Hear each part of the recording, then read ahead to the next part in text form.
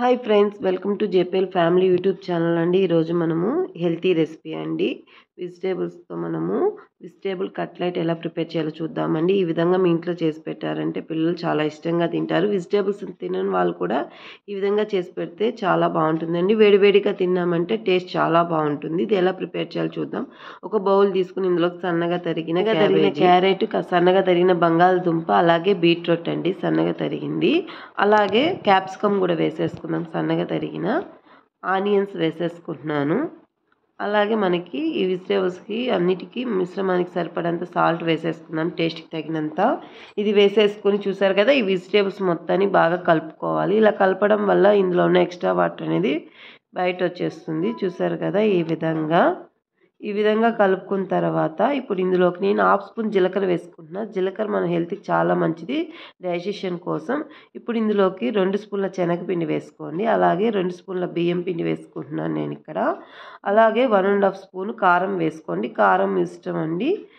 అలాగే 1 స్పూన్ ధనియాల పొడి వేసేసుకొని నేను ఇక్కడ 1/2 స్పూను పసుపు వేసుకున్న. పసుపు కూడా చాలా మంచిదని మన హెల్త్కి, యాంటీబయాటిక్ కదా, సో నేను అందుకు వేసుకుంటున్నాను. ఇప్పుడు దీన్ని మనం చపాతీ పిండిలాగా బాగా గట్టిగా ముద్దగా కలిపి పెట్టేసుకోవాలి. చూసారు కదా, ఈ విధంగా కలిపి పక్కన పెట్టుకున్న తర్వాత ఒక ఆయిల్ పేపర్ తీసి అందులో కొంచెం ఆయిల్ వేసేసుకొని ఈ మిశ్రమాన్ని మనము చిన్న చిన్న రొట్టెలు ఎలా చేసుకుంటాం సేమ్ అలాగేనండి. ఈ విధంగా తట్టి వేసేసుకొని ఒక కడాయి పెట్టేసుకొని, కడాయిలో కొంచెం ఆయిల్ వేసేసుకోండి. ఒక 2 స్పూన్ల ఆయిల్ వేసేసుకొని కడాయి మొత్తం స్ప్రెడ్ అయ్యే విధంగా ఈ విధంగా కలిపేసుకోండి. ఇలా కలుపుకున్న తర్వాత మనం చూసారు కదా, ఈ రొట్టెలా వేసుకున్నాం కదండి, ఈ విధంగా ఒక్కొక్కటిని కడాయి మీద వేసేసుకునేసి మీడియం ఫ్లేమ్లో ఉడికించుకోండి. హై ఫ్లేమ్లో అయితే మనకి పైనే ఉడికి లోపలంతా వెజిటేబుల్ అనేది ఉడకదు, టేస్ట్ అంత బాగుండదు.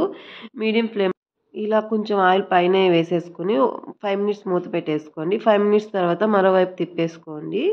మళ్ళీ మూత పెట్టేసుకుని ఒక 5 మినిట్స్ పెట్టేసుకుని, ఎందుకంటే మనకి వెజిటేబుల్స్ అనేది బాగా మగ్గిపోయి బాగా టేస్ట్ ఉండాలి కదా. సో 5 మినిట్స్ తర్వాత మనము ఇంకో వైపు తిప్పేసుకుని 1 మినిట్ తర్వాత మనము ఒక సర్వింగ్ ప్లేట్లో తీసేసుకుందామండి. ఎంతో టేస్టీ అయిన హెల్తీ అయిన వెజిటేబుల్ కట్లెట్ రెడీ అయిపోయిందండి.